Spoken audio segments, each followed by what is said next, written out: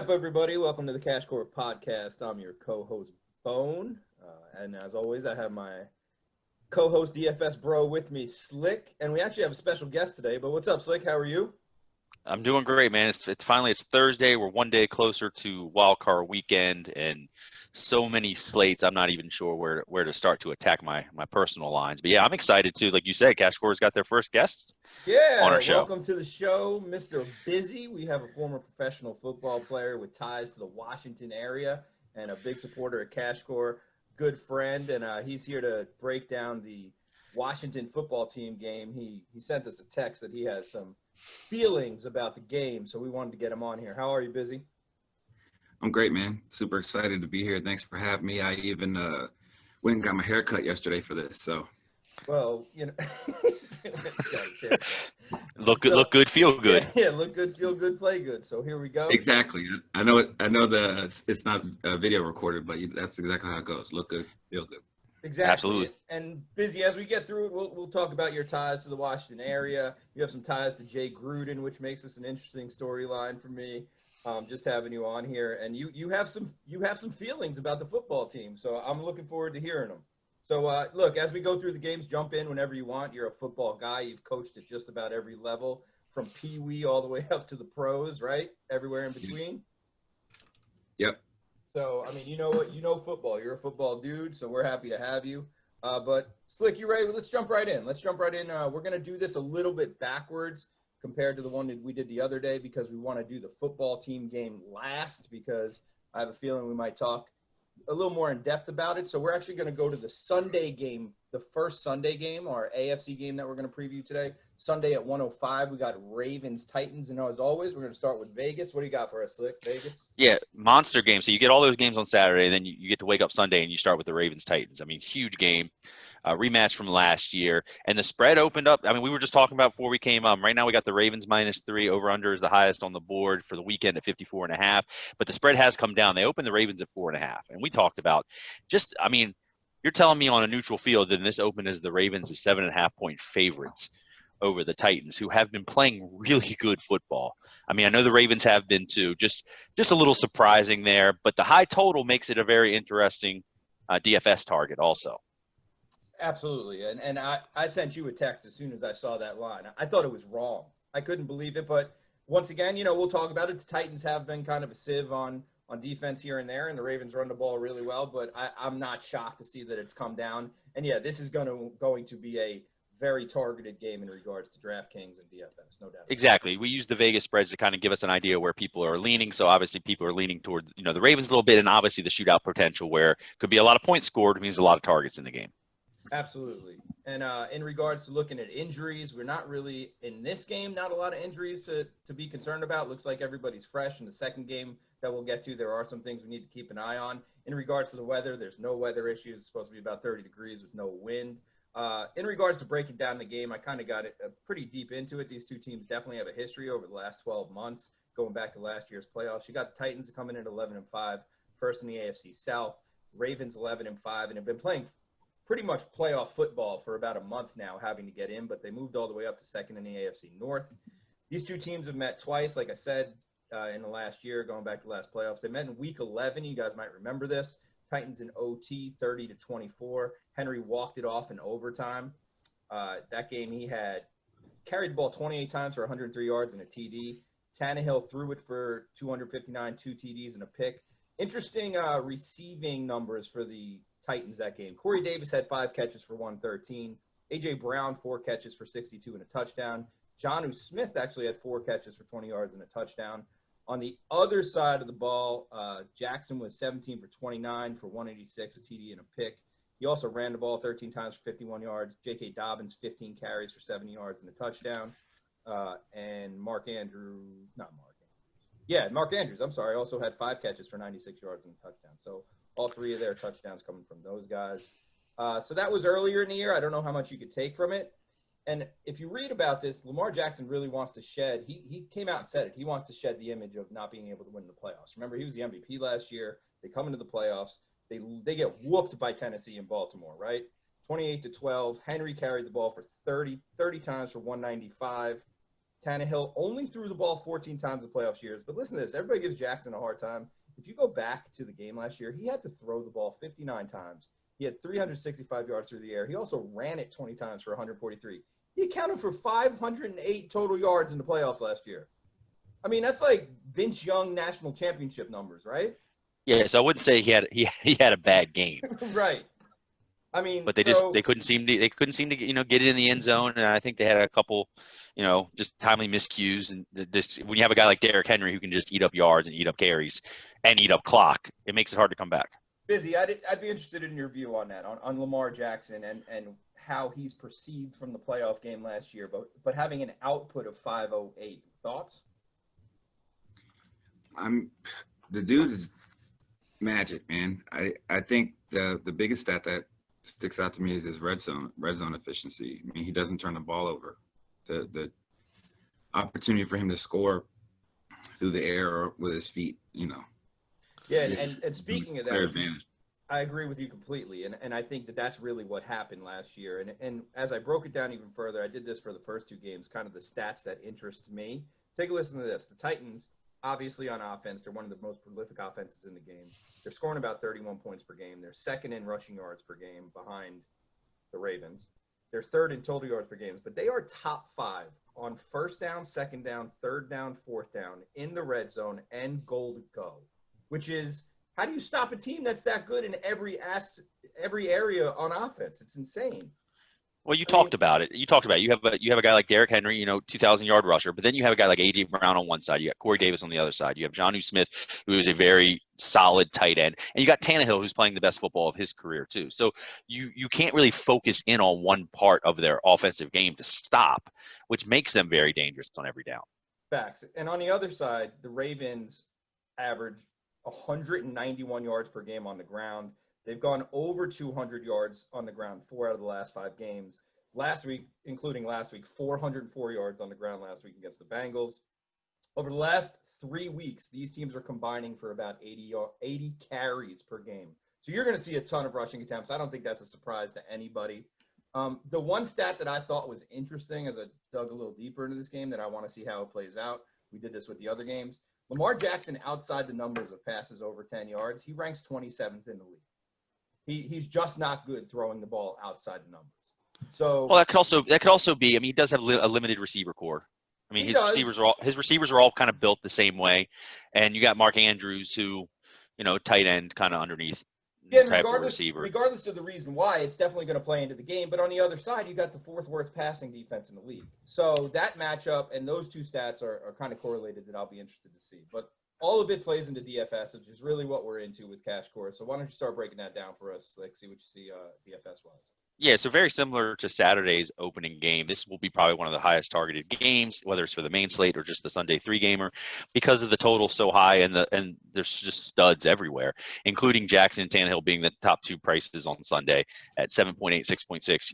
If you've been listening to us, that we have been playing a lot of Lamar Jackson just because. Oh yeah. You don't need to stack him. I mean, you said it. He's their running back and their quarterback. So at 508 yards by himself last year. So you can kind of run him by himself at his price and not worry about stacking him. But if you want to stack him, I mean, let's be honest, Marquise Brown, who everybody was making fun of him early in the year for just being like, anybody seen Marquise Brown? Like, he just wasn't producing. And since he had that touchdown in the primetime game, was it against the Browns, I think it was, where he kind of broke loose late after Lamar came back from the locker room. He's had a serviceable, he's gotten in the end zone 3 or 4 times. J.K. Dobbins has really shown up as a top-notch running back for him. And then you also have Henry in this game at 9.2, so what's interesting when you have a high total game like this with all these studs is you do have leverage points everywhere, because people aren't going to play. I mean, they might, but they're not. Likelihood is they're not going to play Tannehill, Henry, Brown, and Corey Davis. Right? If you play Henry, you probably can't fit in your Brown and Tannehill stack. So there are options to get some leverage in this game, depending on where ownership projections come in and kind of where you can go. I do like Mark Andrews at 5.2 as a pay-up option at tight end. He just gets the lion's share of the targets for Lamar Jackson. He trusts him. He gets him down in the red zone. So you have that as an option. And the one guy I kind of got my eye on is Gus Edwards down there. I think he's 4.4K this week, because he seems to be the guy they trust in the Yeah, red could, zone to give the I ball to agree. inside the Could 5. be really good And value there, right? yeah, he tends to break off 1 or 2 big runs a game, and he gets carry. I mean, he's going to get probably 10 to 12 carries at a a lower price point, maybe from J.K. Dobbins.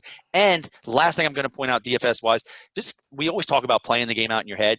Ask yourself how the game's going to go. I mean, the Ravens are favored, so Vegas thinks the Ravens have the edge, and if they do, that leans toward the Ravens running game and the Titans passing game. But if you think that the Titans are going to repeat what they did last year, then yeah, it's going to be a lot of Derrick Henry in the second half and a lot of Lamar throwing the ball. So then maybe you fade the running backs for the Ravens. So it really just depends on where you think the game's going to go. And like I said, where ownership projections come in. I am fascinated by this game. I can't wait to watch it. I get a tingle. You know, we talk about tingles sometimes that it is not going to go the way that we all predicted. I No. wonder if these teams get a little tight, turn the ball over maybe a little bit, but you never know. It could also go over 70. Well, it is the playoffs, so stakes are higher. Yeah.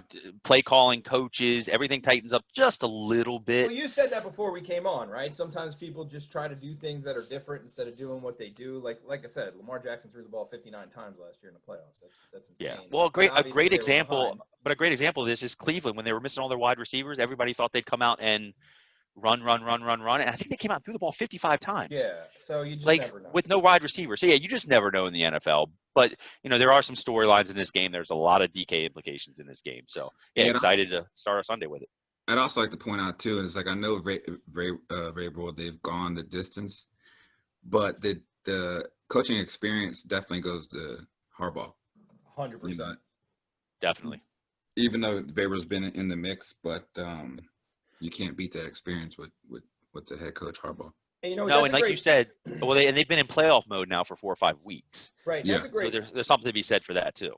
That's a great point, and I'd have to dive into it a little further. But these two teams, I mean, is this the only rematch from the playoffs last year thus far? And obviously they have a history. The Titans went to the AFC Championship game last year, and we'll talk more about the Chiefs next week, but who can challenge the Chiefs in the AFC? But this is a huge game. Let's be honest. These two teams have a chance to make some noise if things go their way. So great point, Bizzy. But let's move into the Saturday night prime time. Let's Get go. you guys blood boiling a little bit. Tampa Bay Buccaneers visiting the Washington football team. We'll start in Vegas again, as always. Go for it. What we got? Yeah, going I got some goosebumps just you introducing that game. Sure. I mean, look. So the Washington football team is one of those things where it's like an eclipse or a passing comet. We get the playoffs once every 5 or 6 years, so we got to kind of get hyped up for it. Let me preface this again. So let me backtrack. Get excited this again. I am a New York Giants fan. I am now talking to 2 enormous Washington football team fans, and what I mean is like they are all in on the Washington. Well, let me. I'll give you the example. For every game that they win, we start passing back and forth the Lombardi Trophy picture text. Yes, I don't care if they win to become 2-6. We just know that's the start of the run to win the Super Bowl this year. So great example. So in our group chat that we have, every time they win, Bizzy will be like, "Slick, show them," and then all of a sudden, Slick sends a picture of the Lombardi Trophy. I just have it queued up. It's ridiculous, but I just need everybody to understand what we're dealing with in regards to. You might hear some emotional hedging, and I'm gonna try to get through this the best I can because I'm just gonna let these guys have some fun because it's. Well, can I say this real quick? I just think the good way to view a Washington football team fan is that we're optimistically delusional. Oh, that's a great point. Yeah, that is a great point. This is a 7-9 football team. But anyway, right. And I think at one point I compared our defense to like the '85 Bears. So yeah, we're a little delusional sometimes. Yeah, but it happens. But let's get to Vegas. Yeah, let's get to Vegas. Vegas is not as optimistic as we are. So Vegas has Tampa. They started at 8. I saw it all the way up to 8.5 today. Oh, and which is funny because the over/under is only 45. So usually when you have a high spread, low total, they're expecting just what they're saying is the Washington football team offense might not show up. They're giving the defense some credit. That's why the total's low, but they're worried about the offense. Which you know what, you probably should be. I mean, you got Tom Brady coming in with. I mean, arguably the 3 number 1 receivers if Mike Evans is healthy. Gronkowski, who is a Hall of Fame tight end. two running backs who both could be lead running backs in the NFL. So yeah, they have the weapons on offense that can scare you. And I think Vegas is priced accordingly. If this was anything below a touchdown, I think it would just be, they would just get too much money on Tampa Bay. Agreed. So I think the spread is where it should be because they're trying to get equal money on each side. But yeah, it's the highest. I think it's the highest spread of the weekend. So kind of tells the story right there a little bit. Yeah, and looking at injuries, you touched on it. Obviously, the big one in this game is Mike Evans. He got hurt his knee last week. You're on the Redskins side, you got Alex Smith, always kind of on the injury report based on what he's been through. He's been banged up for a while. Antonio Gibson's dealing with the toe. McLaurin's also, he usually is questionable because they give him some rest and maintenance during the week, but definitely something to keep an eye on, especially Evans in regards to DFS stuff, because that changes some value on the Tampa Bay side if he doesn't play, right? In regards to weather, it's supposed to be fine again, 34 degrees, which is nice for a Washington, D.C. evening. But I'm going to make my breakdown a little quicker because I want to get to, Bizzy's take on the quarterback situation in Washington. So you got the Washington football team, first in the NFC East champs, hang the banner 7-9, and the Bucks 11-5 coming to town, second in the NFC South. Here was the most interesting nugget that I found when I was looking up and doing some research on both these games. So the last two times these teams played, obviously 2018, November 11, 2018, obviously they were still the Redskins at that time. The Redskins won 16-3. The starting quarterbacks that day were Ryan Fitzpatrick for Tampa Bay versus Alex Smith, which was the game before he got hurt. So the last two times these plays was the last two times these teams played, November 11, 2018, was 1 week before Alex Smith suffered that near-death injury on the football field. So I found that pretty interesting. And they were 6-3 at the time. I mean, they were playing some pretty good football. Yeah, that pushed them to 6-3. Obviously, the devastating injury. It's kind of been a spiraling situation since then. Drafted Dwayne Haskins to replace him. We all know what happened with Dwayne Haskins. And so now we're full circle. Alex Smith, obviously the comeback player of the year, starting in the playoffs against the Bucs, hosting a playoff game. So that's pretty wild. So looking at these two teams, though, I broke their records down a little bit more. So the Skins started at 1-5. They've lost 2 out of the last 3 games. They're 30th in the league in yards per game, as you mentioned, in regards to their team total in Vegas. Their offense just isn't very good across the board. There's not a lot you can look at and say, hey, Washington does this really well on offense. I think their biggest offensive, obviously, of McLaurin on the outside, but J.D. McKissick really is kind of their advantage. He is a fantastic back out of the backfield. But their 7 wins are not very strong. I'm going to be honest. Eagles, Cowboys, Bengals, Cowboys, 49ers, Eagles in Week 17, and the 1 win against the Steelers, which is definitely a quality win, which is really why they won the NFC East, right? That win boosted them, which no one really predicted. So yeah, it sounds like to me they're just taking care of business. I don't know. Here we go, folks. Yeah, there it is. So starting early. They're doing what they have to do to win. Yeah, to win the NFC East, right? And they did lose 2 out of the last 3, but that was with, Dwayne Haskins starting to. I'm not saying they win those games by any means, but I agree. Yeah, you struggle when you have to play a guy who's not committed to the team. That is true. I'll give you that. So on the other side, you have the Bucs. Obviously, what stands out is Brady's 40 TDs compared to his 12 interceptions. You got Evans, Godwin, Brown, and Gronk, like you said.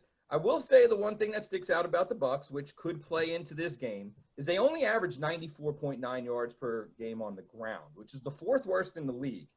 So if you match that up with the Washington strength, which is their front 7, their pass defense, which is 2nd in the league, and their ability to get after the quarterback, then there's something there. Like, they can't run the ball. So that's a pretty big deal. I will say this as well, though. Out of their 11 wins, only 1 of them came against a playoff team. They beat the Packers, but their other wins are the Panthers, the Broncos, the Chargers, the Raiders, the Giants, the Panthers again, the Vikings, the Falcons twice, and the Lions. And their 5 losses, they lost to the Saints twice, who were in the playoffs, the Rams, who were in the playoffs, the Chiefs, who were in the playoffs, and the Bears, who were in the playoffs. So they're 1-5 against playoff teams. So their record's a little counterfeit too, which I want to give you guys a little positivity here, and maybe even anybody that wants to take the +8.5. There's a couple things that line up for the Redskins to keep this competitive. Yeah, and the Bucks have. I mean, they were notoriously slow starters this year, and it Yes. looks like they kind of did figure it out toward the end that maybe we need to come out a little bit more aggressive to start games. But they were down to the Falcons big early in the game, had to come back. They let the Falcons hang around last week too. So to they do have they have been slow outscored. starts. They have been outscored by 30 points in the first quarter this year. And Right. but they're on built the to other- come back too. They are built to come back, especially when you can throw the ball like that. Yeah, So definitely. that's what I got on this game. I think that I have a feeling it's going to be if the Skins can get after Brady. Look, as a Giants fan, I've seen it. I've seen Strahan. I've seen Justin Tuck. I've seen OCU Manura put Brady down in the Super Bowl and rattle him. If Chase Young, who really wants Tom Brady, he said that. He said, I want Tom. If he can go get Tom, which I have a feeling Chase Young's a little faster than Tom Brady, if he can get to him, in a Bruce Arians offense that likes to hold the ball for a little bit, Washington has a shot at least to keep it close. But that's why we have our guy Bizzy here. He feels like in order to not only keep it close, but to give the Redskins a chance to win, they need to make a change at quarterback. I'm going to let you have the floor, Bizzy. Go ahead. Yeah, Alex Smith does not give us the best chance to win this week, man. He's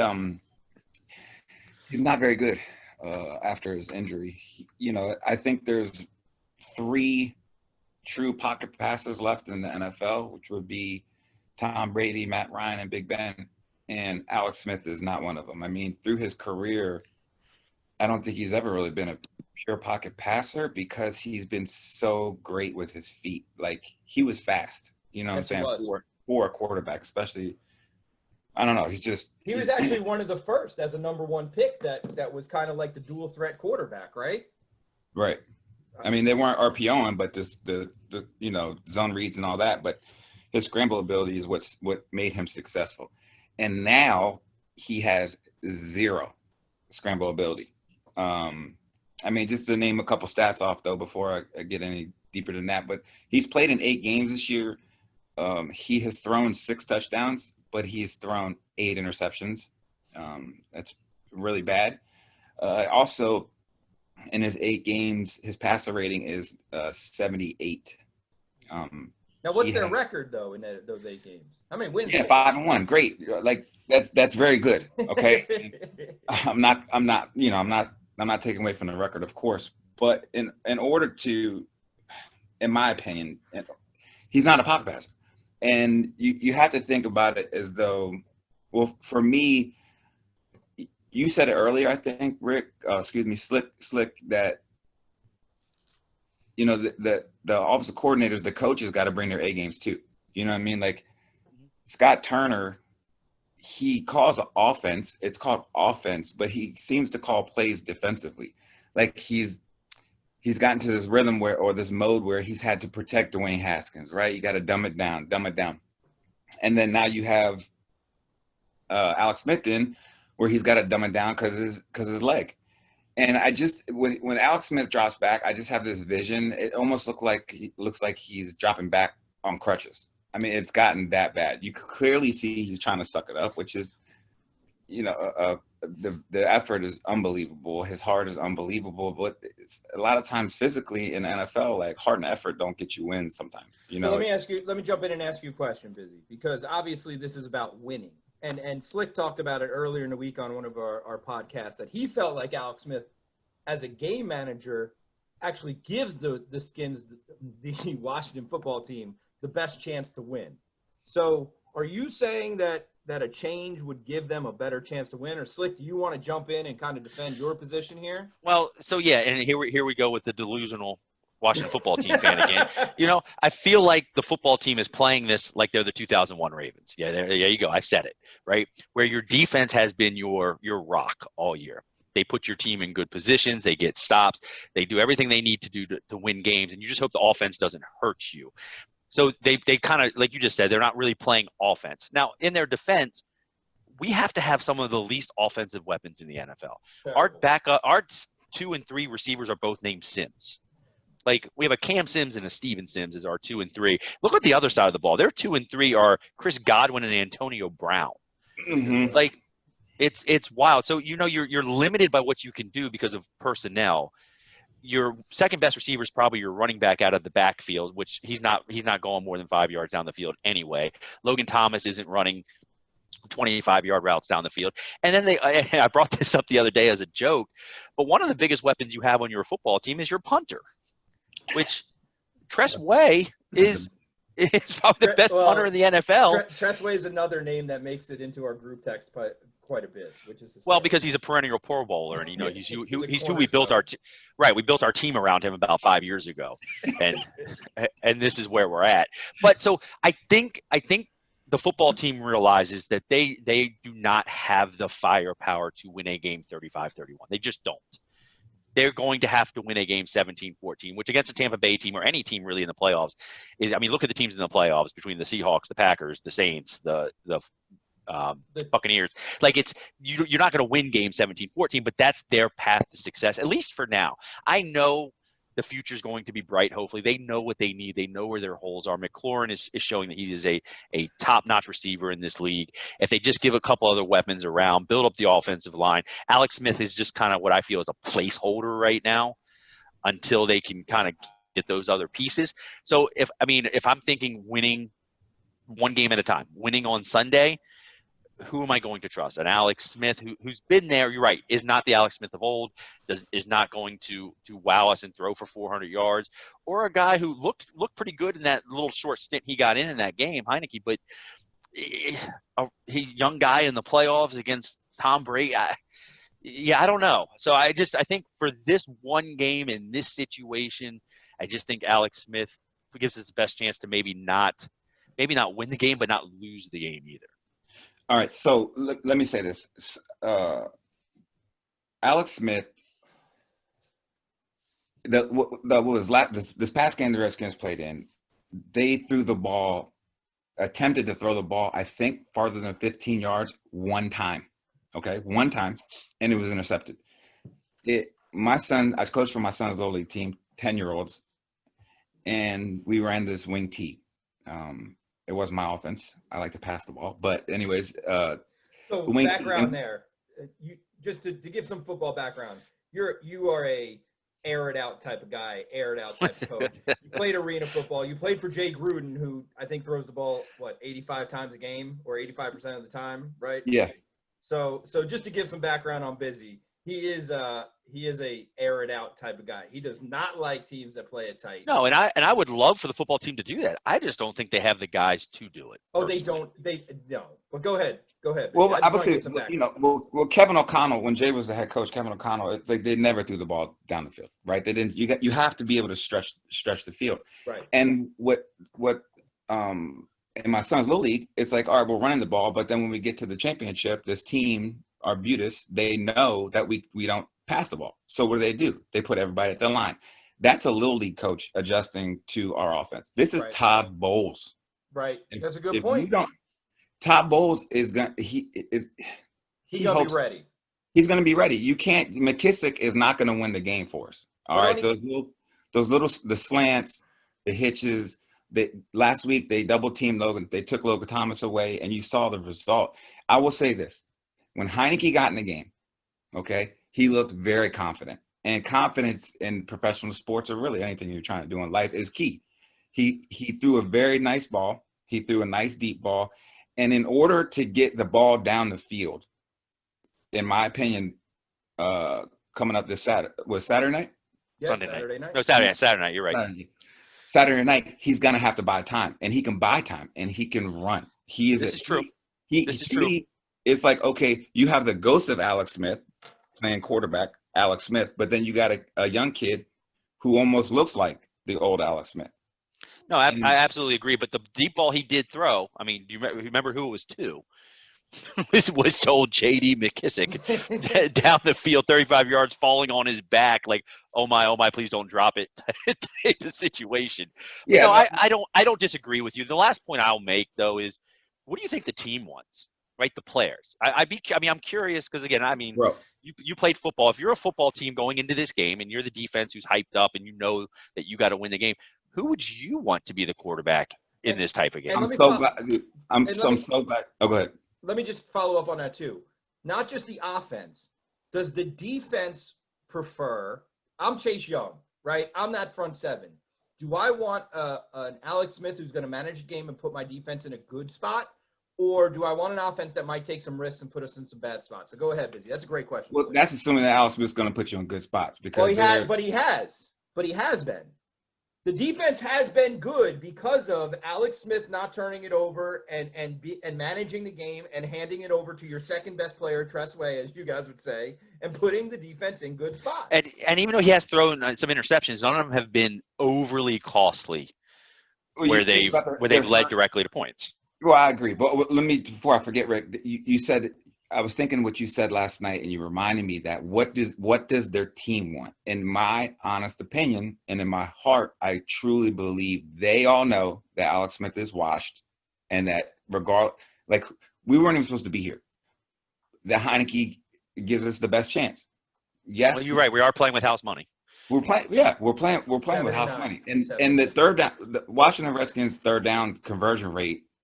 I mean, I think it was like they were like 4 for 17 last game. Those are 3 and outs, right? You might not be throwing an interception, but you're 3 and outing. So that's a stop. You know what I mean? So I don't know. It's just, my gut. Yeah, and I think there's a good chance we see both of them, honestly, depending on how the game goes. Because if they get down, they're going to need to push the ball down the field. They're just going to.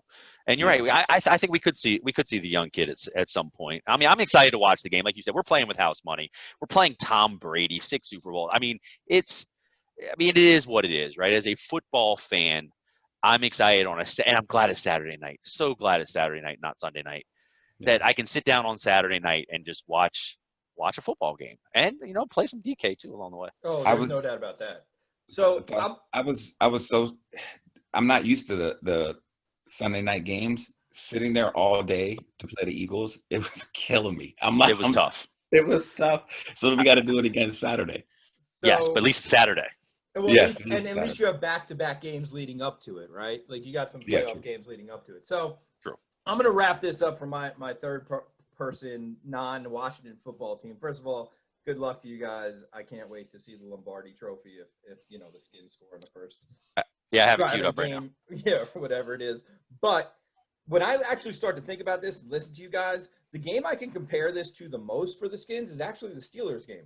Think about it. You got a quarterback who can't move, Roethlisberger, Brady. You got a great receiving core in Johnson, Juju, and Claypool. You got a team that can't run the football, right? That's been the big thing with the Steelers. So it's almost a very similar matchup. So I'm now you guys kind of got me a little bit interested in not. Now you got me hyped up. Right. Not the side that you guys are talking about, the Washington offense, which that is what it is.